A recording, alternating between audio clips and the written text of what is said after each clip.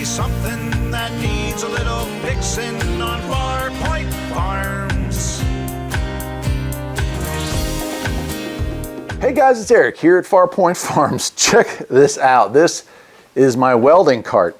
Yeah, for real, that's my welding cart.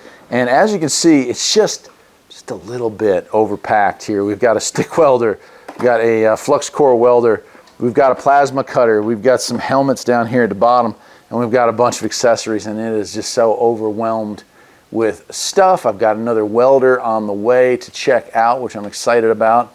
And it was just time to get rid of this thing and get a fancy, newer cart. And so I reached out to Vevor. They were kind enough to send me one. It's a 2-tier.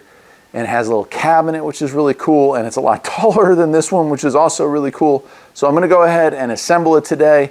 The shop is a mess, so I'm kind of filming at a weird angle, but I've got a car on the lift, and I've got the bus still in here working on it. So a lot going on here today at the shop, but I'm tired of looking at this thing, so we're gonna push that out of the way, and we are going to assemble the new Vevor dual channel cart. Sound good? Let's do it.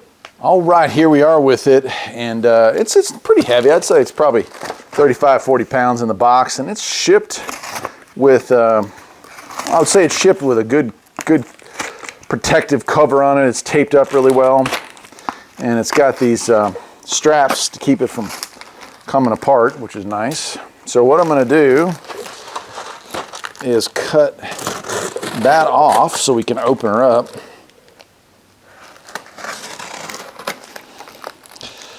I think I've mentioned this in other videos, but I've been extremely pleased to have had the opportunity to work with Vevor.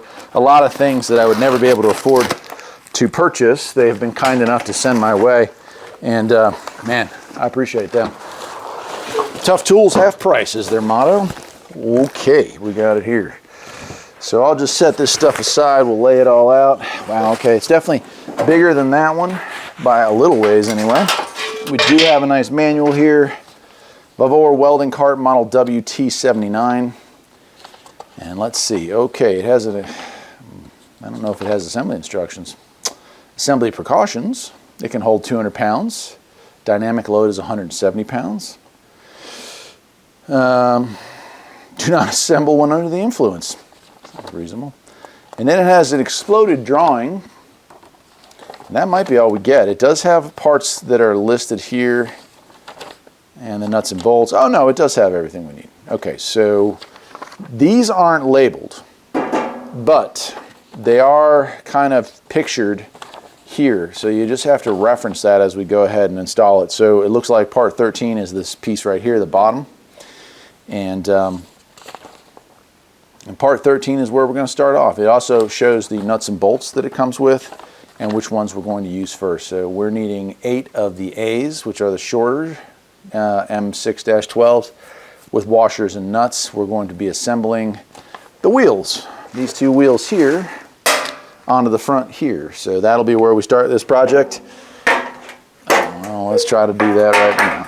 Once we're done with that, these should just be held because they're locking washers. Once you got them all started, we'll go ahead and use a Phillips head screwdriver. It did not come with one of those, so you'll need that. And we'll just tighten all those down. Cool, so I got all those tightened up. If you look over here on the other side, we've got a drive shaft here. We'll slide through. I like the fact that it's welded on. I like the fact that this thing's kind of got a decent paint job on it. It's not perfect, but it actually looks pretty good. And we're going to slap a wheel on one side, and then there's a large washer.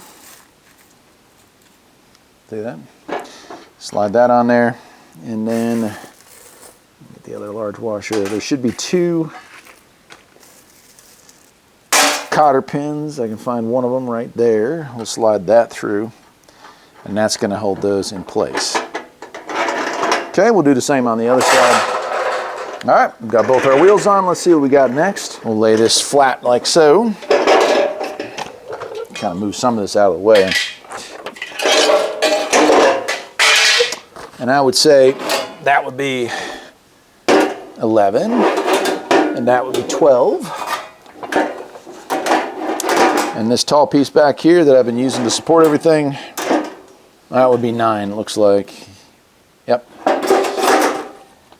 I don't know, I know a lot of my viewers from the demographics are older like myself, so who here remembers erector sets? Because I feel like that's what I'm doing right now, is putting together an oversized erector set kit. I used to build some pretty impressive stuff. Ours had the little motor, and so you could build like windmills and stuff like that. It was pretty neat. Back when we had imaginations instead of the internet to keep us busy, we only got 3 TV stations and there was never anything of interest to me on them. So I spent a whole lot of time daydreaming and coming up with my own stuff that was cool. All right, we'll slide this one in and do the same. And there's also one, I can't really rotate, and that goes to the back like so, and that's gonna slide in here like so, and we're going to tighten down a whole lot of nuts and bolts. It says here 8 of those shorties. 1, 2, 3, 4. Okay, so we're doing 2 here, 2 here, 2 here, 2 here. We're going to stiffen everything up, it looks like. All right, let me do that for these, just because I want this thing to be stiff. It's a 10 mil for the nuts that are on this, so you can hold the nuts and use your flat blade screwdriver to tighten everything down. Okay, once we have that attached, it looks like the next step is going to be attaching 6. We've got 2 of those. That would be these right here.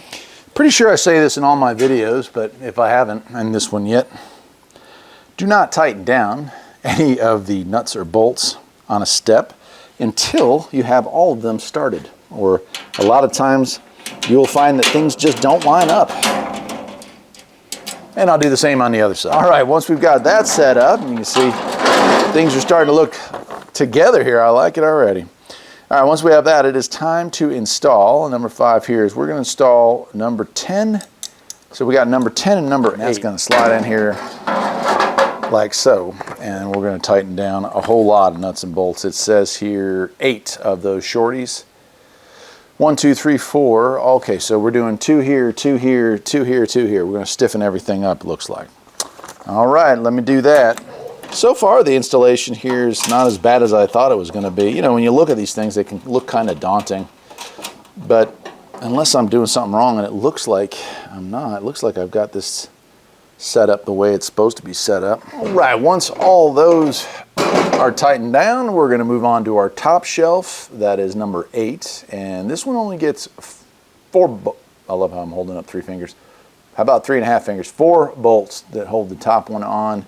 It also faces up. That's this bore right here. Slide that in. Beautiful.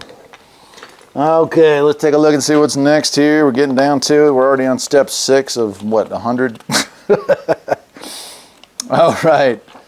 Yeah, only 6 of 11, so we're past the halfway point. Number 7, we are going to be installing the locking door hinge bolts here. We got those, and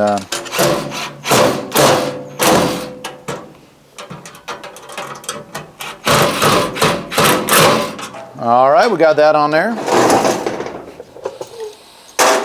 What's next? All right, so the next step, and this is one of the reasons I really like this kit, was the as you can see with this, they're all just laying there. Well, they gave us brackets on all sides, 1, 2, 3, 4, 1, 2, 3, 4, to wrap up all the hoses and cables and power cords and such.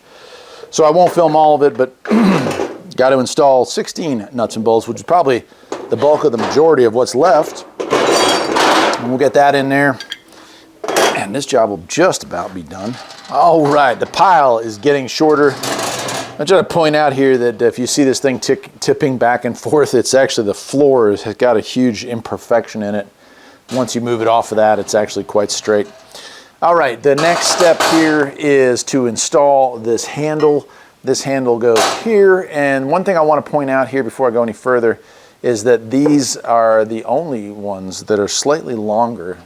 These are B bolts instead of A bolts, and they're so close to the other side I almost use them for other stuff, but thankfully I've caught it at the last second. Okay, and the very last step in the process is putting in our cylinder blocks back here in the back, and those are both, they bolt in through the front side here. Let me make sure that is it. What's number 11? Oh, the chains. Okay. So here we go. We got this and this. They're going to go through, and it's actually going to tie all this together because there's holes for the back of the shelf. That goes like so. And our very last step is our chains. These are safety chains. If you're going to add a cylinder to this, and I'm not going to, these would be the chains that hold them in place. So I'll attach them in here for now. It's nice that it came with chains. I'll probably use this for some other project. But you simply slide them through and they lock into place wherever it is you need them. That's it, my friends. Let's take a look at this thing. Nice overall. I'm very pleased. Compared to the original here, which you can see, we're looking at a whole lot better.